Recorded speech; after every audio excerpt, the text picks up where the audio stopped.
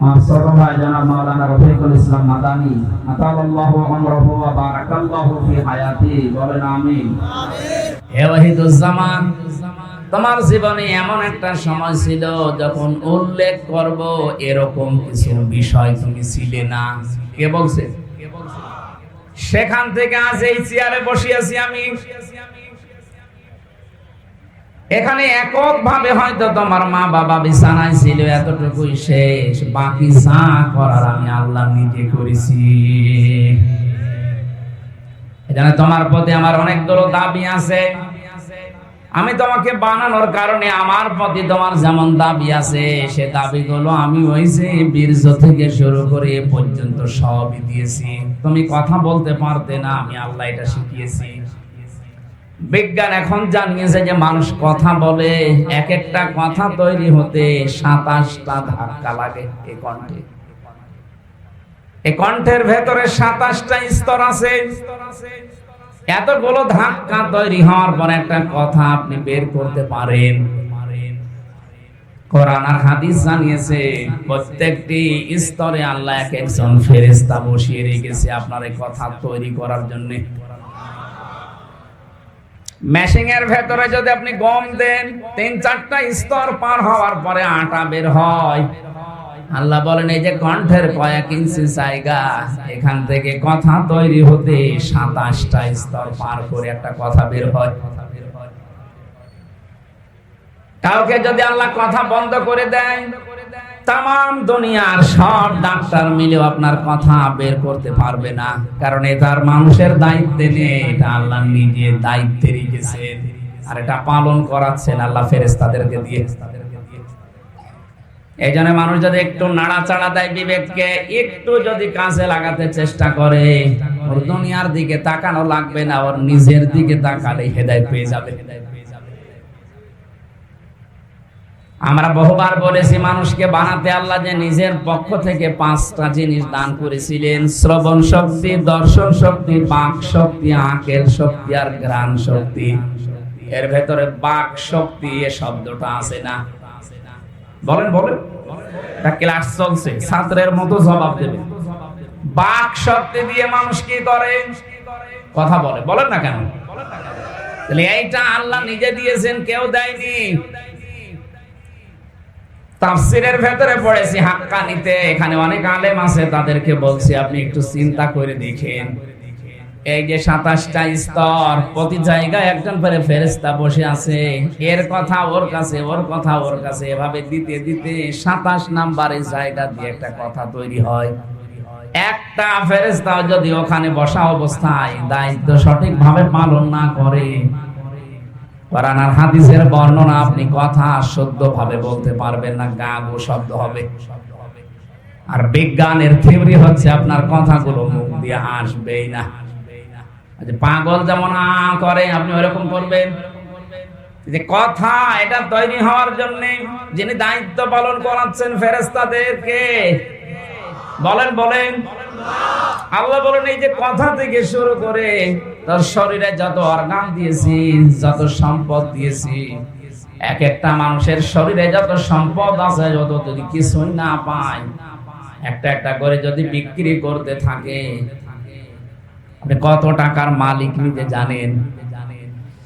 যিনি বসে আছে আমাদের প্রধান অতিথি, ওনাকে আল্লাহ সম্পদ দিয়েছে মনে করেন। যদি বলা হয় ভাই 2টা চোখ দিয়ে দেন, এই যে প্রতিষ্ঠানের মালিক আপনি, এরকম 5টা প্রতিষ্ঠান দিয়ে দেবে? বলেন তো 2টা চোখ দিতে রাজি না? দর্শন শক্তির কথা বলছিলাম, আল্লাহ নিজে দিয়েছেন এইটা। এজন্য উনি যদি কাউকে নষ্ট করে দেয় জন্মের পর থেকে, তাম দুনিয়ার ডাক্তার মিলেও আপনাকে দেখাতে পারবে না। আল্লাহ বলেন আমি যে নেই থেকে শুরু করে তোরে হামসা বানালাম, বহু কিছু তোর জীবনে আমার আছে। আমার যেমন আছে তোর জীবনে, আমিও তো তোর কাছে কিছু পাবো।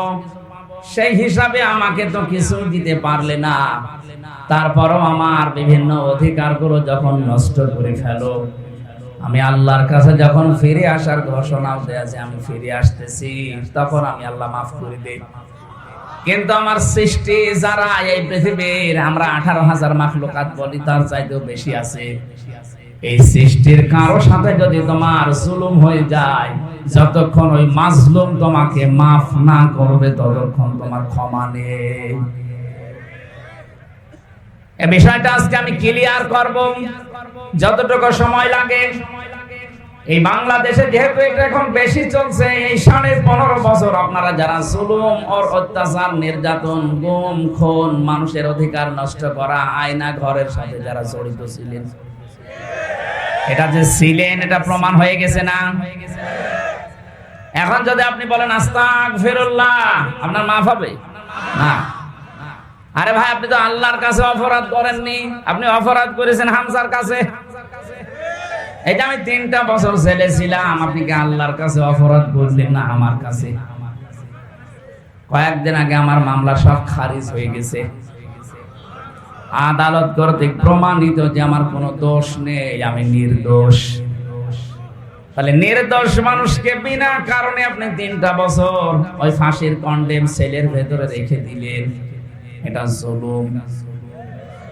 আরেকটু আসতে বলুন।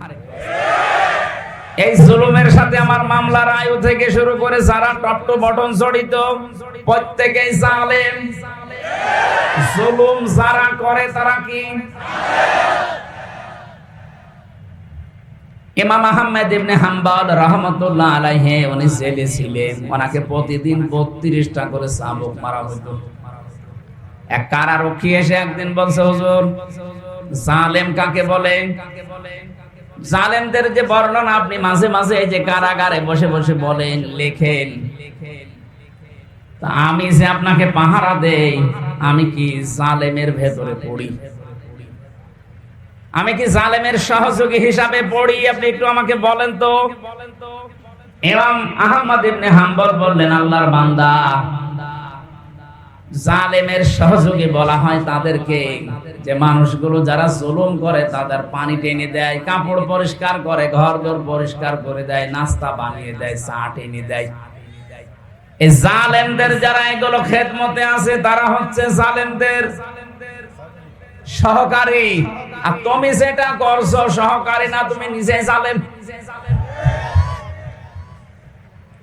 দাঁতে কামড় দিয়ে বলছে, কি প্রশ্ন করলাম আর উত্তর পেলাম কি? প্রশ্ন না করাই ভালো ছিল। আমি জানতে চেয়েছিলাম যে আমি কি জালেমের সহযোগী কিনা, এখন তো নিজেই আমি জালেম হয়ে গেলাম। এই জুলুম থেকে মুক্ত হওয়ার জন্য কি করা লাগবে? উনি কয়েকটা টিপস দিয়েছিলেন। আমার এখানে শিক্ষা দেওয়ার বিষয়, এই 15.5 বছরে যে যা জুলুম করেছেন, ওই জুলুম যদি যার সাথে করলেন তার ক্ষতি হয়ে যায়, ওই ক্ষতিপূরণ আপনাকে দেওয়া লাগবে। আমার সাথে এক ওসি ছিল কারাগারে, নুসরাত হত্যা মামলা। আমি একদিন আমার ফাঁসির কন্ডেম সেলে বসে বসে তাওবার ব্যাখ্যা করছিলাম। উনি আমার কাছে এসে বলছে, হুজুর, যে ব্যাখ্যা দিলেন আমিও তো তওবা করেছি, দেখেন তো আমার তওবা মেলে কিনা। বলেন। যে নির্বাচন গেল, আমি বাইরে ছিলাম, রাত 12টার পর থেকে আমার যে এসআই এবং আমার যা আছে আশপাশে কনস্টেবল, এদেরকে নিয়ে আমার আন্ডারে যারা রাত 12টার পর থেকে আল্লাহর নামে ভোট কাটা আরম্ভ করলাম। এই দেখেন কোরআন শরীফ আমার সামনে, এইভাবে বলছি, আমি আল্লাহর নামে ভোট কাটা আরম্ভ করলাম। ফজর পর্যন্ত কাজ করে বাক্স পরিপূর্ণ করে আমি জায়গা মতো পাঠিয়ে দিলাম। এই জন্যই তো দিনের ভোট রাতে হয়েছে।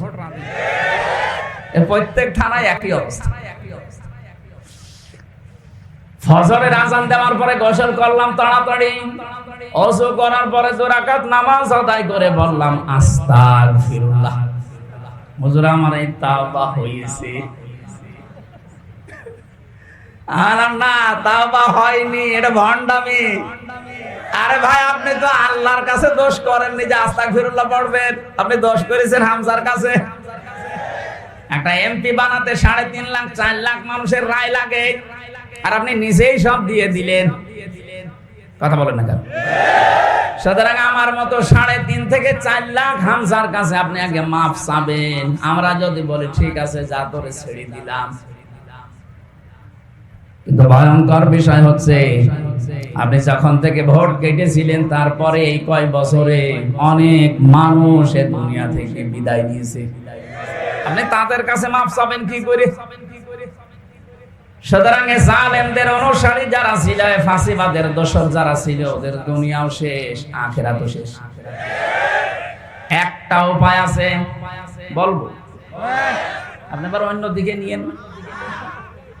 কিছু মানুষের বুদ্ধি শুধু উল্টা উল্টা কাজ করে, মনে করে যে হ্যাঁ খুব ভালোই লাগছে, বিপদে যখন পড়বেন তখন টের পাবেন।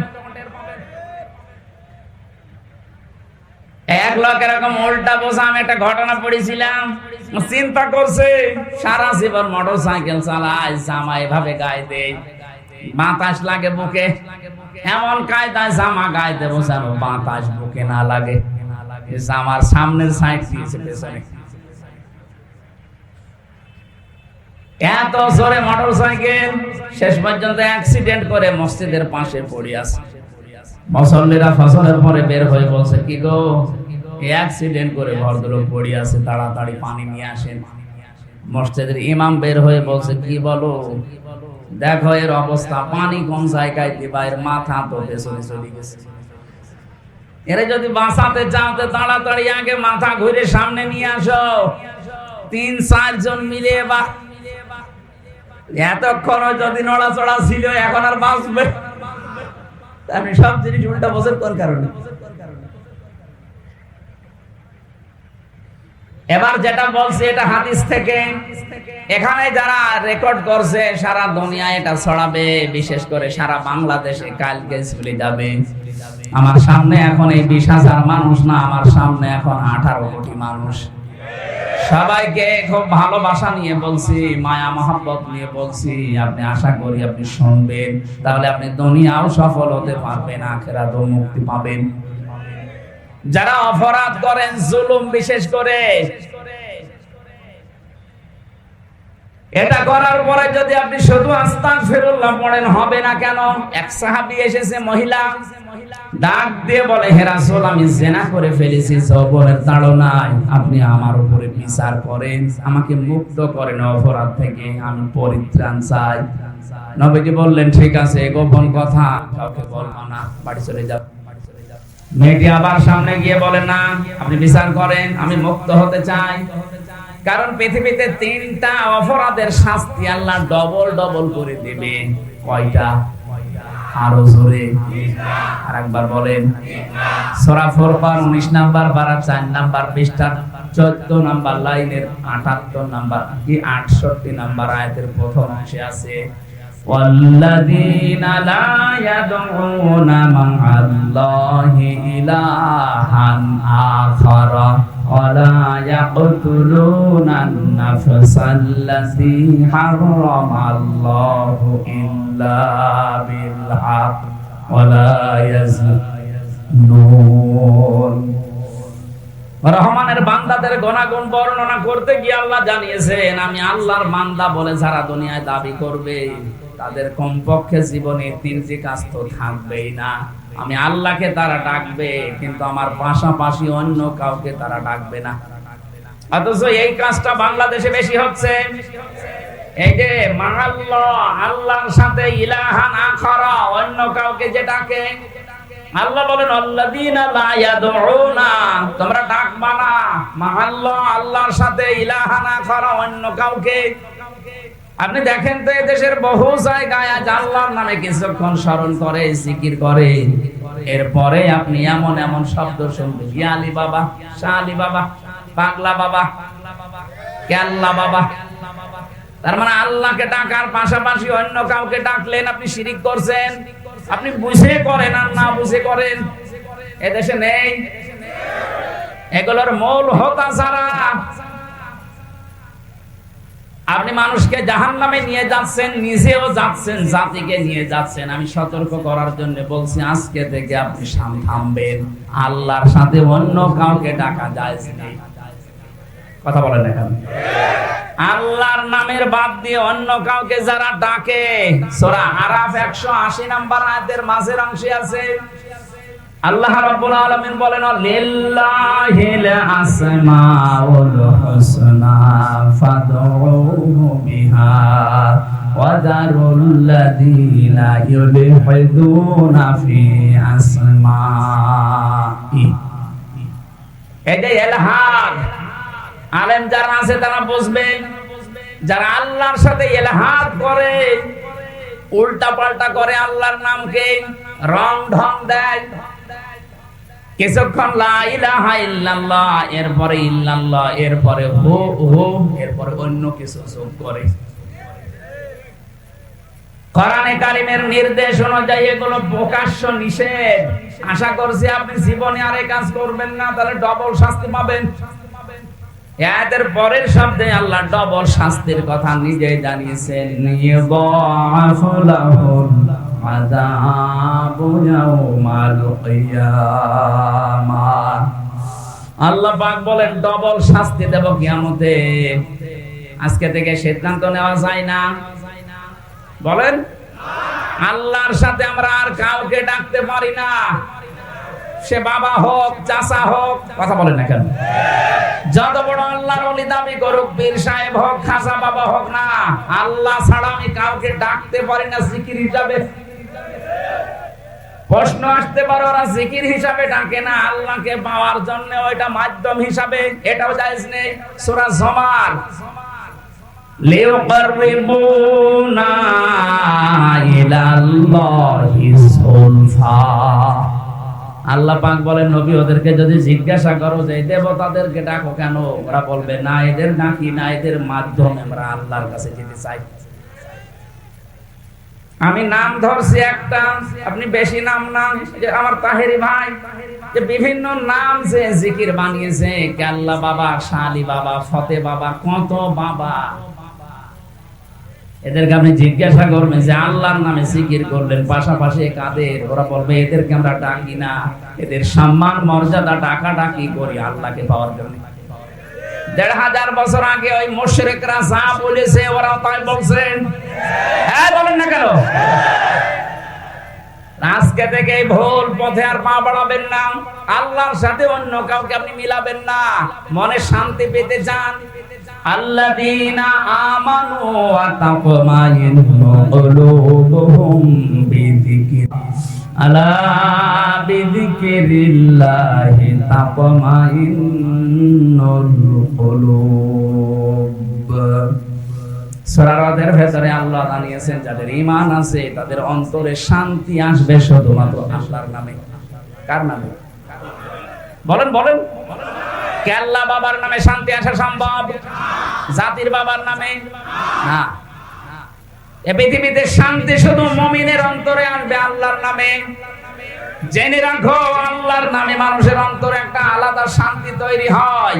এটার বাংলা নাম অনির্বচন সুখ। এটা পাখির বাচ্চাগুলো, মুরগির বাচ্চাগুলো দেখবেন দানা যখন এভাবে ডাউন করার পরে ফল করে দেয়, বাচ্চাগুলো ওর নিচে একটা কিচির মিচির আওয়াজ দেয়। কথা বলেন না কেন? এই আওয়াজকে বাংলা ভাষায় বলা হয় অনির্বচন সুখ।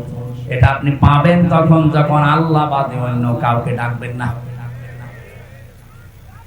রহমানের বান্দা হিসাবে এই এদিকে তাকিয়ে থাকেন, না দেখতে পারলেও চোখ বন্ধ করে থাকেন। আলোচনা কিন্তু আমি ভরে যাব ভাই। আরে ভাই কথা তো উপর থেকে আশা লাগবে না, নাকি বানাবো বানাবো আমি ভালো পরিবেশ দেন।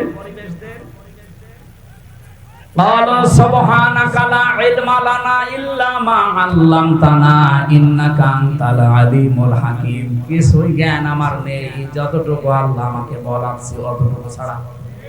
আপনি ডিস্টার্ব করলে তো ভুলে যাবেন। আশা করছি পরিবেশ নষ্ট করবেন না। আমার মাহফিল গুলো শুধু আমি একে খেলা করার জন্য একটা ক্লাস করাচ্ছি, আপনি যেন এটা মনে রাখতে পারেন সারা জীবন। আজকের এই সিদ্ধান্ত বাস্তবায়ন করবেন আপনার এই প্র্যাকটিক্যাল লাইফে। এখন থেকে যে যত বড় বুজুর্গ হোক, আকাশ দিয়ে উড়ে এসেও যদি বলে, বলো কেল্লা বাবা, বলবেন না আল্লাহ বাদে আমি কাউকে ডাকতে পারি না। আল্লাহর সাথে অন্য কাউকে যদি যোগ করি আমার শাস্তি হবে ডবল। বলেন বলেন। আমি কি একটাও বানিয়ে বলছি?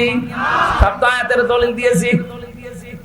2 নম্বরে যারা মানুষ হত্যা করে অন্যায় ভাবে, এদের শাস্তি ডবল। এই যে 1772 জন মারা গেছে সরকারি জরিপে, বেসরকারি জরিপে 3732 জন। জুলাই আগস্টে যারা মারা গেল, আপনি কোন কোন কারণে এদের বৈধতা দিতে পারেন হত্যার বলেন?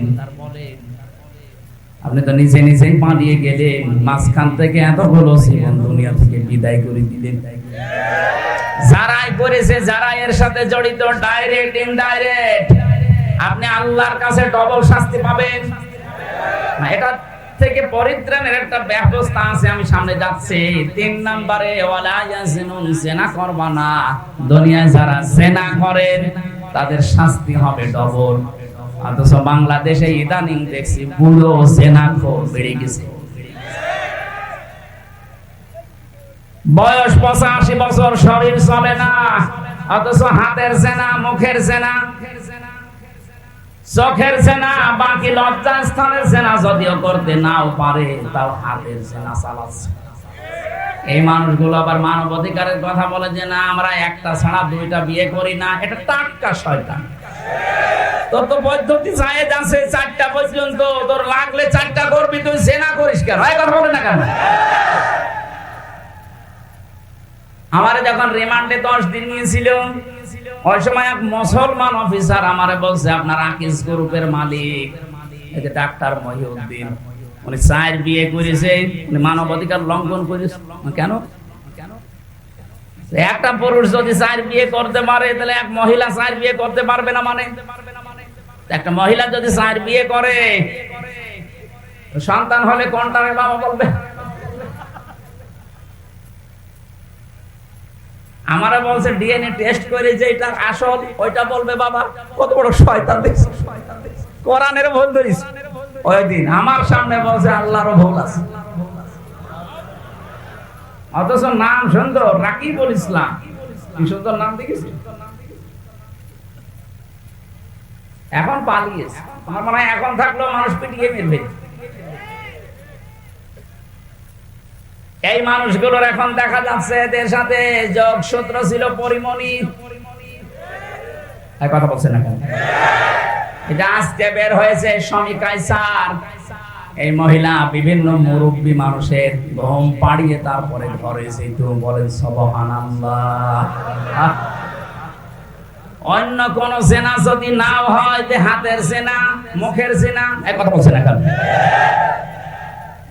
সমাজটা ঘুরে ধরে গেছে আল্লাহর ইসলামের বিধানগুলো। এরা এত খারাপ দৃষ্টিতে দেখে।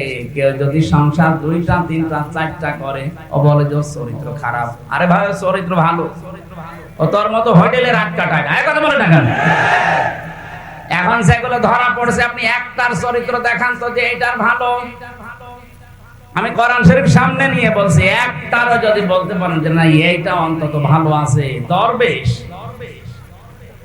এ তো আরো খারাপ। মুরব্বী মানুষ অন্যের বউ আল্লাহ রাস্তায় নিয়ে চলে গেছে।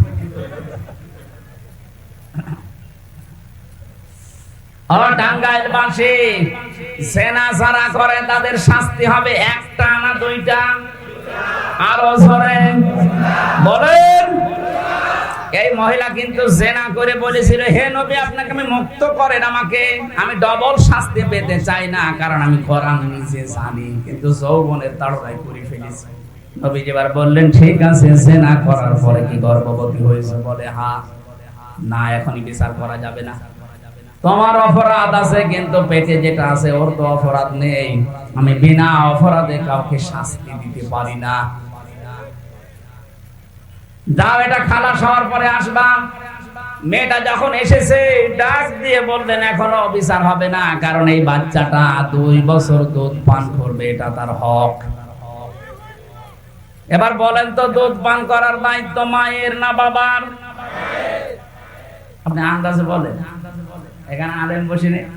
হ্যাঁ, আলেমরা বলেন তো, দুধ পান করাবে মা না বাবা? হ্যাঁ, না।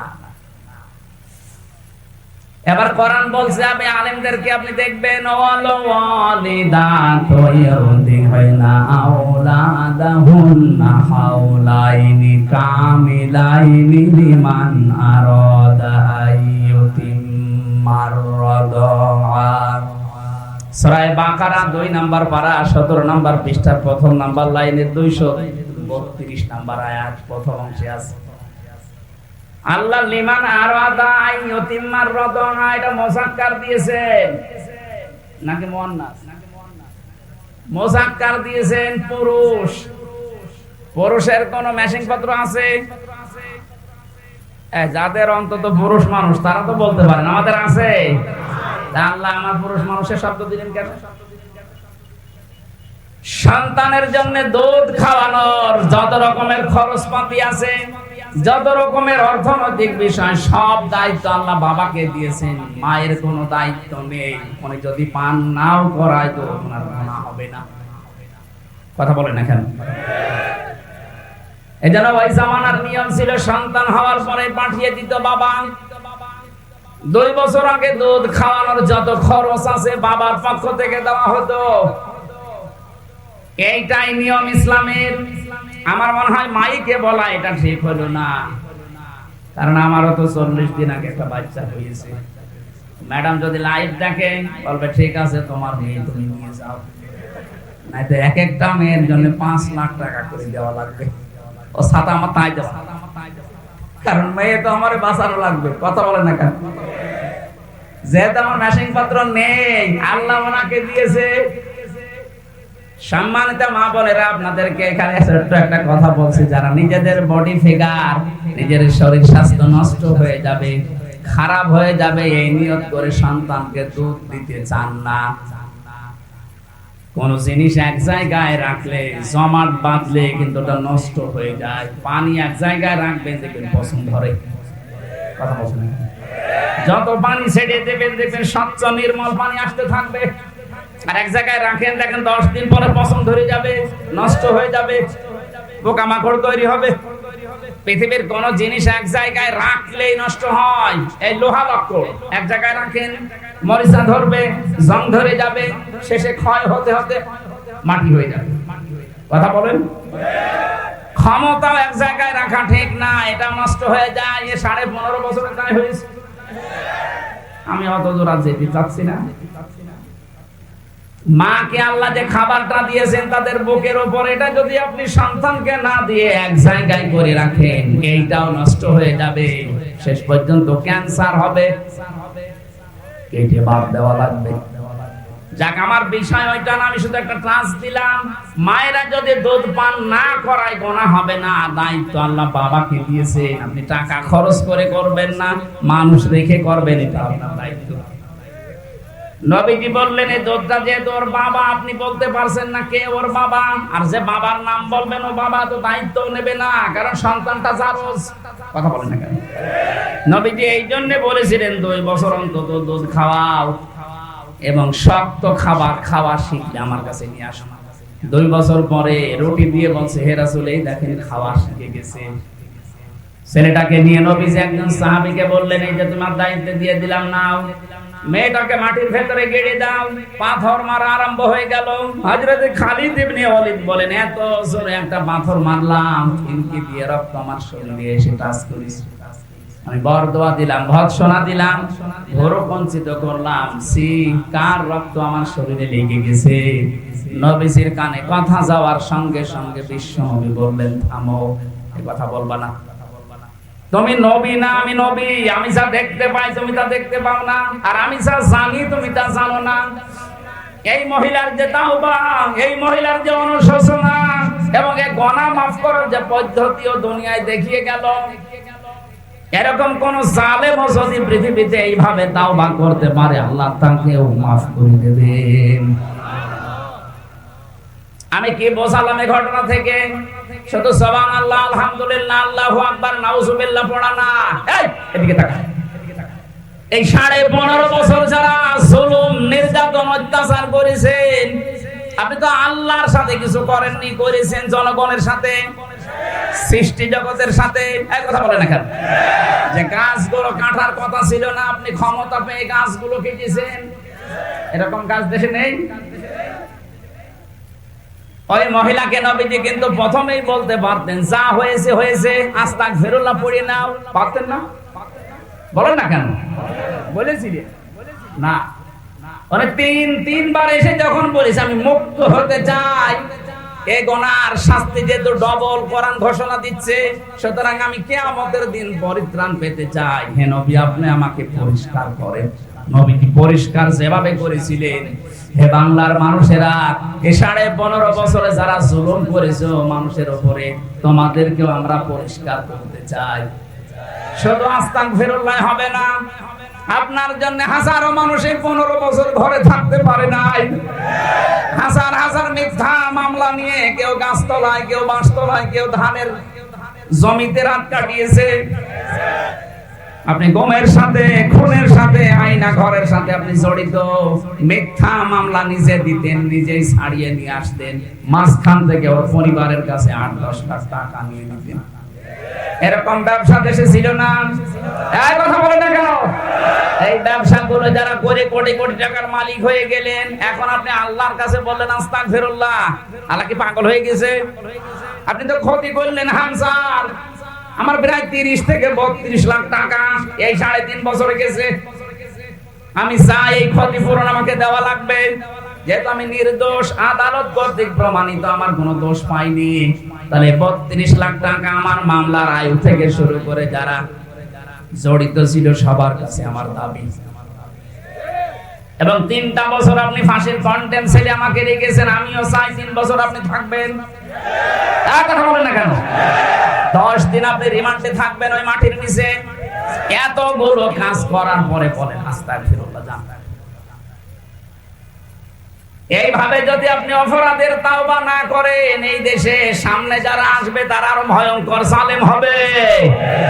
আমরা চাই এই তওবা হোক। আমি কথা বোঝাতে পেরেছি? খালি বলো হুজুর দোয়া করেন আমি ভালো হয়ে যাচ্ছি, আস্তাগফিরুল্লাহ। আরে আস্তাগফিরুল্লাহ কার কাছে পড়িস? তুই কি আল্লাহর কাছে দোষ করলি এদের কাছে? হাজারো ইমাম বাধ্য হয়ে তোর কারণে, তোর জুলুমের কারণে কথা বলতে পারবে। এরকম আলেম দেশে ছিল না? বাইতুল মুকাররমের মতো জায়গায় বসে বসে কোরআনের সঠিক ব্যাখ্যাগুলো যদি দিত, এই দেশটা আরো আগেই স্বাধীন হয়ে যেত। ওখানে বসে বসে ম্যাও ম্যাও করে আর কওমি জননী নাম দেয় জালেমের। জেলখানার ভেতরে মাওলানা মামুনুল হক সহ যতগুলো আলেম, 76 জন আলেম ছিল। আমার মাঝে মাঝে বলতো এ করলো কি, এর বাবা তো ভালো ছিল, আর এই জালেমাকে একটা নৌকা পাওয়ার জন্য কওমি জননী দিয়ে দিল। নাউজুবিল্লাহ। যার হাতে দেশের হাজার হাজার মানুষ সেই 6 সালের অক্টোবর থেকে শুরু করে, 6 সালের 28 অক্টোবর থেকে শুরু করে 24 আগস্টের 5 তারিখ পর্যন্ত হাজার হাজার মানুষ হত্যার রক্ত যার হাতে লেগে আছে, আর তাকে আপনি কওমি জননী উপাধি দিয়ে দিলেন। আপনি মানুষ, আপনি দিয়েছিলেন এই কারণে যে আপনি যেন নৌকা মার্কা পান। আর কথা বলে না কেন? কোন কারণে আপনি এই মার্কা নিয়ে দাঁড়াতে গেলেন? আপনি যদি কুকুর মার্কায় দাঁড়াতেন তাও পাস করতেন। এই মার্কাটা আল্লাহ এত নিকৃষ্ট করে দিয়েছে, এখন যদি কেউ মুখ ফুটে বলে আমি নৌকার লোক, পিটিয়ে মেরে ফেলবে মানুষ। শুধু টাঙ্গাইলে না, সারা দেশে একই অবস্থা। আমার 630টা থানায় মাহফিল নেওয়া আছে সারা বাংলাদেশে, প্রায় জায়গায় তো এখন যাচ্ছে, যেখানে যায় ওই নাম যদি কেউ বলে আগে গালি দেয়। জালেমদেরকে আল্লাহ বলেন আমি নিজে ঘৃণিত করে দেই। জালেমদের উপরে ঘৃণা জন্মায় কে? পুরা সৃষ্টি জগতের ভেতরে তাদের প্রতি রাগ তৈরি হয় আল্লাহর পক্ষ থেকে। এটা আমি বানালাম। সূরা শুরার 42 নম্বর আয়াতে আছে ইন্নামাস সাবিলু আলাল্লাযিনা ইয়াযলিমুনান নাস। আল্লাহ পাক বলেন অবশ্যই আমি আল্লাহ নিজে মামলা দেব জালেমদের বিরুদ্ধে। আল্লাহর মামলার আসামি জালেমরা, তাহলে আল্লাহর সৃষ্টি জগৎ তাদের উপরে মন খারাপ করবে না? কথা বলুন। এই জন্যই তো মানুষ জালেমদেরকে দেখতে পারে না, সে যেই হোক। ইয়াসিদ জালেম ছিল, অথচ নামটা ভালো, আল্লাহ তার মতো ঘৃণা তৈরি করে দিয়েছে মানুষের। চেঙ্গিস খান, কেউ কি শুনেছেন যে তার ছেলের নাম চেঙ্গিস খান রাখে? হিটলার, এই কথা বলছেন না কেন? আপনি কত ইহুদির সাথে মিলেছি বাইরের দেশে, এই যে সিঙ্গাপুরে, মালয়েশিয়া, থাইল্যান্ডে বিভিন্ন দেশ ঘুরলাম, কত ইহুদির সাথে আমি গাড়িতে চড়েছি, ট্রেনে, বাসে, কোন মানুষের নাম হিটলার আমি শুনিনি। ইয়াজিদের নাম আমি শুনিনি, চেঙ্গিস খানের নাম আমি শুনিনি, অথচ নামগুলো তো খারাপ না। চেঙ্গিস খান কেউ রাখে? কারণ জালেমদের প্রতি ঘৃণা তৈরি করে দেয় কে? আরো জোরে। রমজানে সৌদিতে ছিলাম, মক্কা থেকে বদরের ময়দানে যাবার সময় একটা গাড়ি ভাড়া করলাম, যে ড্রাইভার মদিনায় বাড়ি ওনার, আমারে বলছে ইয়া হাজিউল হুজ্জা দাইনা বিলাদুকা, ও হাজি দেশ কোথায়? জি তুমি বাংলাদেশ। আমি বাংলাদেশ থেকে এসেছি। আমারে বলছে হারামি। কি বলে? বলছে তোমাকে বলি নাই, তোমার দেশের যে দায়িত্ব আছে ওটা একটা হারামি। ওইটা ঠিক আছে। আমারে বলছেন আপনি? না, তুমি ওই দেশের মানুষ, দেখেছেন এই দেশে বাড়ি, আমারে পর্যন্ত চোখ গরম করে হারাম বলছে, অথচ জীবনেও দেখিওনি। খালি মোবাইলে, ইউটিউবে কর্মকাণ্ড গুলো একটু দেখে। এখান থেকে ৬,০০০ কিলোমিটার, এত দূরের মানুষের ভেতরে আল্লাহ ঘৃণা তৈরি করে দিয়েছে। এটা হামজা তৈরি করেছেন আল্লাহ। আরো জোরে। আমরা যেন এরকম জুলুম না করি, আমাদের মতো আল্লাহ ঘৃণা তৈরি করে দেবে এই সৃষ্টি জগতের। কথা বলেন ঠিক কিনা? এই জন্য আমি আপনাদেরকে যেন বিপদে না পড়েন বাঁচাতে চাই। সত্যি আপনাদের ভালোবাসি। আপনারা এখনো যদি নিজেকে মুক্ত করতে চান, ওই মহিলার মতো শাস্তিটা নেন। চুরি করেছেন, হাত কেটে দেওয়া হবে।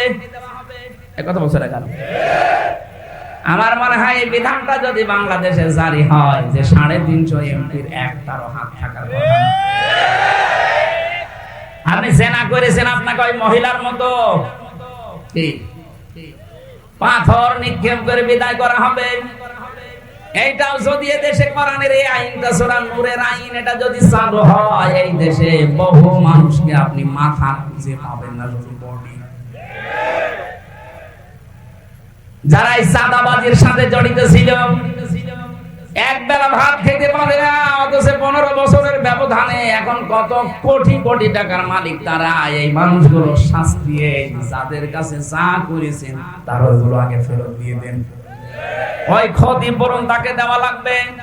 যাকে বৈষম্যের শিকার করে 15 বছর তার চেয়ারে বসতে দেননি, তাকে ওই জায়গায় আগে পৌঁছিয়ে দেওয়া লাগবে। এই কথা বলছেন না? কয়েকদিন আগে আমি এক এসপি অফিসে গিয়েছিলাম, আমি নাম নিলাম না। উনি আমারে বলছিল 15.5 বছর আমি বৈষম্যের শিকার ছিলাম, 5 তারিখের পর থেকে আমার এই দায়িত্বটা দিয়েছে। তাহলে এরকম বহু মানুষ যারা বৈষম্যের শিকার হয়ে, জুলুমের শিকার হয়েছিলেন, তাদের ওই ক্ষতিপূরণ গুলো আগে পোষান, তারপরে বলেন আস্তাগফিরুল্লাহ। নয়তো আপনার আস্তাগফিরুল্লাহ হবে ওই কুসির মতো, রাতের বেলা ভোট কাটে আর ভোরবেলা বলে আস্তাগফিরুল্লাহ। আল্লাহ আমাদেরকে বাঁচান। আল্লাহ বলেন আমি জুলুম করি না, যতটুকু অপরাধ করবা অতটুকুর জন্য আমি আল্লাহ তোমারে শাস্তি দেব, সওয়াব গুনাহ দেব, কিন্তু তুমি জুলুম করব না। আজকের তেলাওয়াত কিন্তু আয়াত একটা পরিচিত। আমার মনে হয় এখানে অধিকাংশ যারা একামতের দিন এই শব্দের সাথে পরিচিত, এই আয়াত তারা জানে। এর ভেতরে এমন গুরুত্বপূর্ণ কিছু তথ্য আছে, আমরা আবিষ্কার করার চেষ্টা চালাবো ইনশাআল্লাহ। আমাদের কষ্ট হচ্ছে, এখনো ছোট হুজুর আছে, আসতেছে, জবান খুলে কোরআনের আয়াত পড়ে না। আউযু বিল্লাহি মিনাশ শাইতানির রাজিম। বিসমিল্লাহির রহমানির রহিম।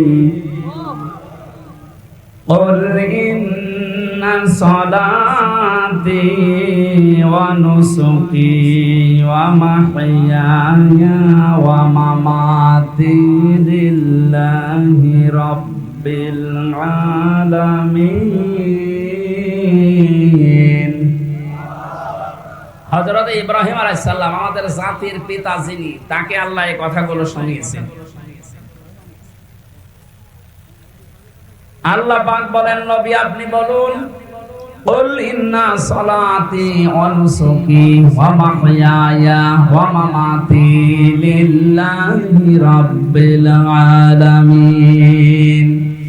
আমি আমার নামাজ, আমার কুরবানি, আমার এই যে বেঁচে আছে জীবনটা, আমি যখন মারা যাব, মরণের আগ পর্যন্ত যা আছে আমার দুনিয়ায় সব আল্লাহর জন্য দিয়ে দিলাম। বলেন সুবহানাল্লাহ।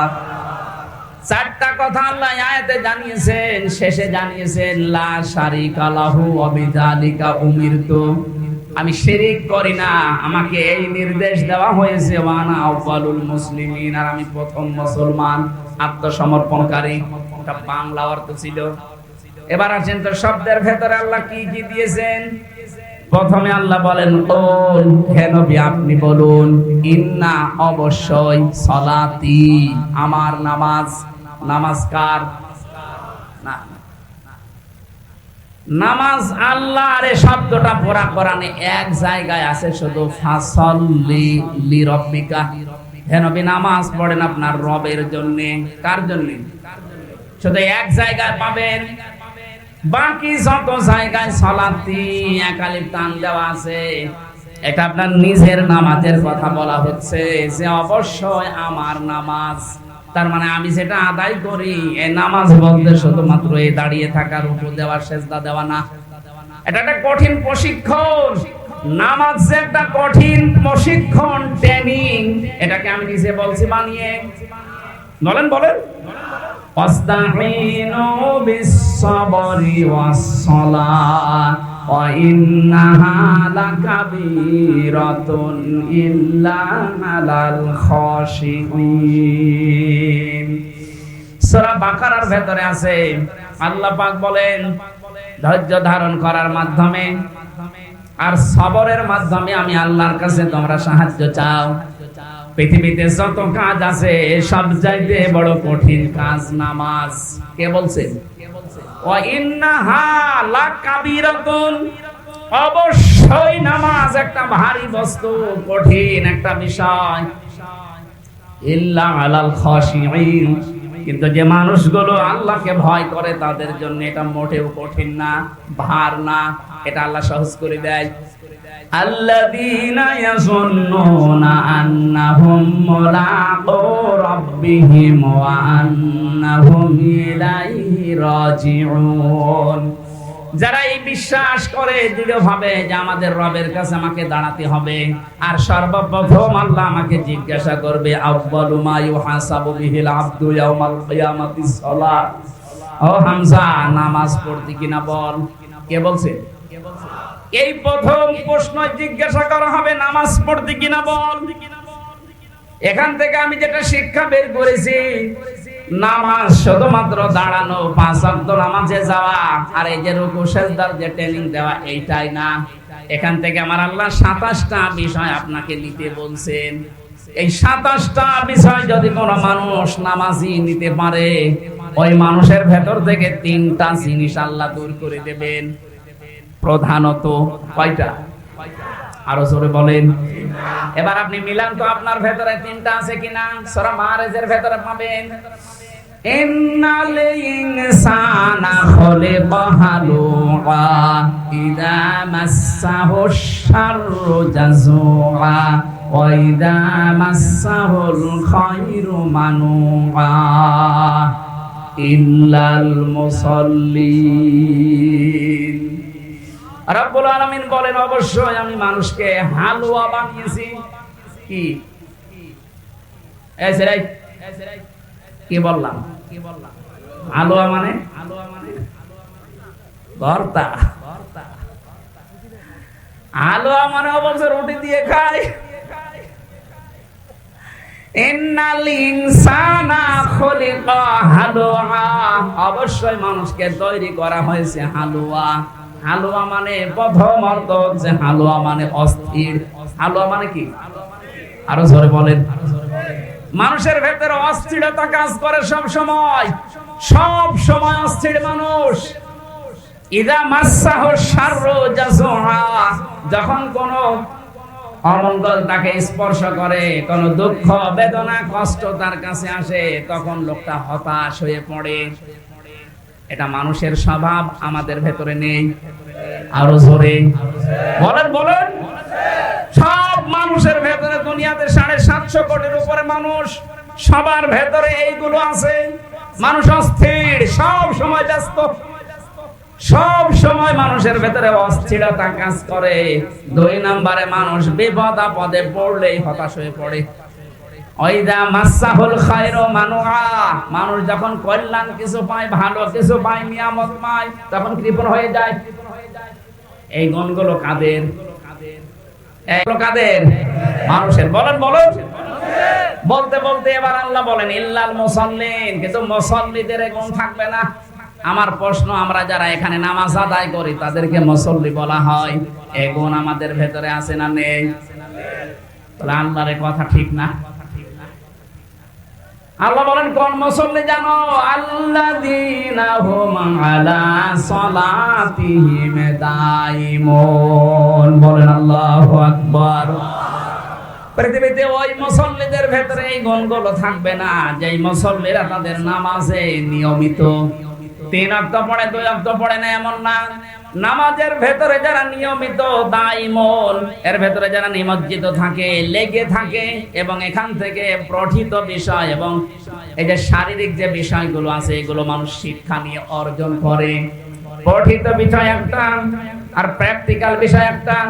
5 ওয়াক্ত আযান হবে, নামাজে যাবেন, আসবেন, দাঁড়াবেন, রুকু, সিজদা, সালাম ফেরানো, এগুলো একটা ব্যায়াম। এগুলো কি? এগুলো শারীরিক ভাবে আপনি করছেন, আর মুখ দিয়ে কিছু উচ্চারণ করা লাগে। আল্লাহু আকবার থেকে শুরু করে সালাম ফেরানো পর্যন্ত যা বলবেন এগুলো পঠিত ইবাদত। এই পড়াটার ভেতরে আমি 27টা শিক্ষা পেয়েছি, এটা তাফসিরে ফি জিলালিল কোরআনে পাবেন। কোন মুসল্লি যদি এই 27টা শিক্ষা নিয়ে তার প্র্যাকটিক্যাল লাইফে মিলাতে পারে, এই আয়াতের হক তার জীবনে আদায় হয়, সে যেন বলতে পারে ওলে ইন্না সালাতি, আমার নামাজ। এগুলো যদি নিতে না পারেন, কিয়ামত পর্যন্ত নামাজ পড়ে যাবেন, আমার নামাজ বলতে পারবেন না। এগুলো যারা বলতে পারে তাদের নামাজের দিকে তাকান, তাদের ভেতরে বিপদে পড়লে আপনি হতাশা পাবেন না, নিয়ামত পেলে তারা কৃপণ হয়ে যাবে না। ওই মানুষগুলো কোনো অস্থিরতা কাজ করে না, আমি নিজে তাদের সাথে থেকে দেখেছি। এই মানুষগুলো মুসল্লি এবং স্থায়ী মুসল্লি। আমরা ওই রকম নামাজ পড়তে চাই, আল্লাহর কোরআনে বর্ণিত যে নামাজ আল্লাহ দিয়েছেন, আমরা যদি সত্যি আস্তে আস্তে প্র্যাকটিস করি এই নামাজের, আল্লাহ আমাদেরকে ওই রকম মানের নামাজি বানিয়ে দেবেন। বলেন আমিন। দ্বিতীয় শব্দ ছিল নুসুকি, আমার নুসুক, আমার কুরবানি। তাফসিরে আমি নুসুক শব্দের 3টা অর্থ পেয়েছি। 1 নম্বরে নুসুক মানে কুরবানি করা, রক্ত প্রবাহ করা। 2 নম্বরে নুসুক মানে হজের কাজকর্ম। 3 নম্বরে নুসুক মানে ইবাদত বন্দেগী। এই 3টা বিষয় আপনি আল্লাহর জন্য দিয়ে দিলেন। 3 নম্বরে মানুষ বলছে ও মাহইয়া, আমার সে হায়াত।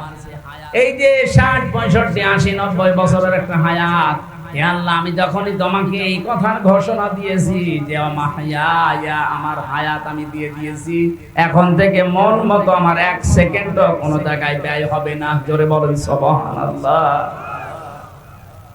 এইভাবে করে যদি জীবন কেউ চালাতে পারে।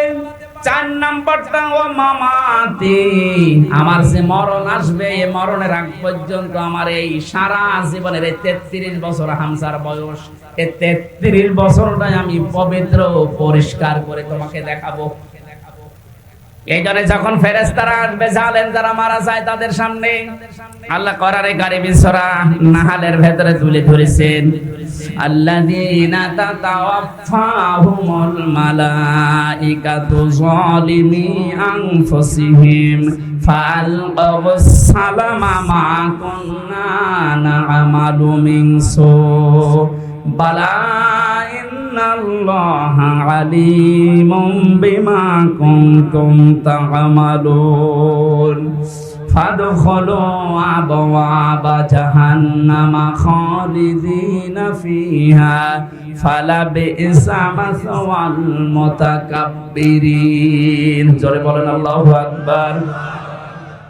আল্লাহ বলেন মালাইকা ফেরেশতারা যখন আসবে, একজনের নাম দেননি মালাকুন না, মালাইকা ফেরেশতারা আসবে বহু বচন।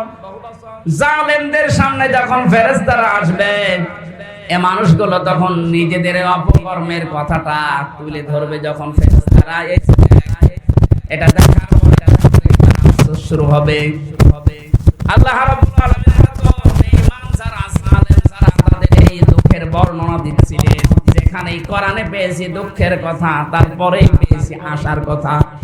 এবার আমরা যারা ছোটখাটো একটা হালকা পাতলা মুমিন, ঈমান আমাদের একটু আছে, তাদেরকে আল্লাহ একটা সুসংবাদ দিচ্ছেন। আল্লাযীনা তাতাওয়াফাহুমুল মালাইকাতু তাইয়্যিবিনা ইয়াকুলুনা সালামুন আলাইকুম উদখুলুল জান্নাতা বিমা কুনতুম তা'মালুন। কোন মানুষ যখন মুমিন হয়ে মারা যেতে পারে, তাইয়্যিবিনের অর্থ আমি তাফসিরে পেয়েছি, তাইয়্যিবিন মানে শুধু পবিত্র না, শুধু নিজের শরীরকে পবিত্র করা, নিজের পোশাককে পবিত্র করা না, নিজের চিন্তা চেতনা আকীদা বিশ্বাস এবং নিজের খাবার, দুনিয়ায় বেঁচে থাকতে যা অবলম্বন লাগে সবগুলো আপনাকে পবিত্র করা লাগবে। আমার কথার অর্থ বোঝেননি? ফেরেশতারা যখন আসবে বলবে বান্দা তোমার তো সবই দেখছি পবিত্র, কারণ তোমার আমলনামা যেই 60 বছর 70 বছর যারা লিখেছে কিরামান কাতিবিন, এরা আমাদের কাছে দেখো দিয়েছে, পড়াটা আমরা পড়ে দেখলাম এর ভেতর কোনো নাপাক প্রবেশ করেনি। সুবহানাল্লাহ বলতে পারেন? তোমার যৌবনটা মনে হচ্ছে পবিত্র, এই যৌবনে তুমি যা যা করেছিলে কোনো নাপাক পথে পা বাড়াওনি। ও টাঙ্গাইল বাসী, এবার নিজের সাথে আয়াতটা মিলান তো। এখন যদি আপনার ডাক চলে আসে মরণের, সেটা ফেরেশতারা দেখবে, এ কথা কি বলতে পারবে হামজা তোমার জীবনটা পুরা দেখলাম, এটা পরিষ্কার আছে, পবিত্র আছে? তাইয়্যিবিনা মানে শুধুমাত্র পোশাক পবিত্র না, শুধুমাত্র শরীর পবিত্র না, তোমার সব পবিত্র হওয়া লাগবে। তোমার চিন্তা চেতনাও, তুমি দুনিয়াতে কি কি করেছিল ওই কাজগুলো পবিত্র হওয়া লাগবে। তোমার কর্মজীবনটাও পবিত্র হওয়া লাগবে। একটু যদি বিবেকটা খাটাতে পারতাম, আমার মনে হয় এই আয়াতটা আমাদেরকে নাজাতের জন্য আল্লাহ যথেষ্ট করে দিত। ওই মানের চিন্তা আমাদের ভেতরে নেই, আমাদের তো সব গরু মার্কা চিন্তা, একটু খায় আর পায়খানা করে। একটু চিন্তা করেছেন যে আল্লাহ পবিত্র ফেরেশতাদের হাতে এটা তুলে দেবে, আমি যদি পবিত্র না হই ফেরেশতারা ওটা নেবে না, আমার ওটা নেবে নাপাক ফেরেশতা, সিজ্জিনের যারা আছে ইল্লিনের তারা নেবে না। আমার এখনই পরিবর্তনের দরকার, 10 বছর পরে না, 20 বছর পরে না, এখনই। কখন? যখন আপনার মরণ চলে আসবে, ওই সময় যে মামাতে মরণটা আসার সঙ্গে সঙ্গে ফেরেশতারা ওটা পড়বে আর বলবে মারহাবা সালামুন আলাইকুম উদখুলুল জান্নাহ, শান্তি তোমার উপরে, প্রবেশ করো আল্লাহর বানানো জান্নাতে। এমন একটা দরজা আপনার জন্য খুলে দেবে। তাফসিরে পড়েছি একটা দরজা না ৭০,০০০ দরজা আপনার জন্য একটা একটা করে আল্লাহ খুলবে। যেখানেই দেখবে সৌন্দর্য বিউটিফুল দেখে মনে করবে এইটাই মনে হয় আসল জায়গা, বসে পড়বে। ফেরেশতারা বলবে আল্লাহর বান্দা ওঠো, এটা না, চলতে থাকো। হাত্তা ইযা জাউহা ওয়া ফুতিহাত আবওয়াবুহা ওয়া ক্বালা লাহুম খাযানাতুহা সালামুন আলাইকুম তিবতুম ফাদখুলুহা খালিদিন। এখান থেকে আমি জেলে যাওয়ার পরে আয়াতটা একটু ক্লিয়ার হয়েছে আমার কাছে। এর আগে আমি পড়েছিলাম কিন্তু বুঝি নাই। আল্লাহ এর আগে যে কথাগুলো জাহান্নামের বর্ণনা দিচ্ছিলেন, হাত্তা ইযা জাউহা ফুতিহাত আবওয়াবুহা ওয়া ক্বালা লাহুম খাযানাতুহা আলাম ইয়াতিকুম রাসূলুম মিনকুম, এটা জাহান্নামের আয়াত। জাহান্নামের কথা বলতে গিয়ে আল্লাহ দরজার কাছে যেই বাবের বহুবচন আবওয়াব দেওয়ার সঙ্গে সঙ্গে আল্লাহ খুলে রেখেছি এ কথা বলেন নাই। জাহান্নামের কথা বলতে গিয়ে আল্লাহ বলেন জাহান্নামের দরজা সব সময় ব্লক করা থাকে, বন্ধ করা থাকে। কারাগারকে যেহেতু জাহান্নামের সাথে তুলনা দেওয়া হয়, এই কথা বলছে না কারণ ওটা আল্লাহর কারাগার জাহান্নাম কার কারাগার, আর এটা দুনিয়ার কারাগার। কারাগারের নিয়মই হচ্ছে, জেলখানার নিয়ম হচ্ছে 24 ঘন্টা কারাগার বন্ধ থাকে, মেন গেটটা। যত রকমের বড় মহারথী আসুক, ফের প্রধানমন্ত্রীও যদি আসে তাড়াতাড়ি করে ঢোকাবে, ঢুকিয়ে আগে তালা মেরে দেবে, আবার বের করবে, আবার তালা মেরে দেবে। এইটাই কারাগারের নিয়ম।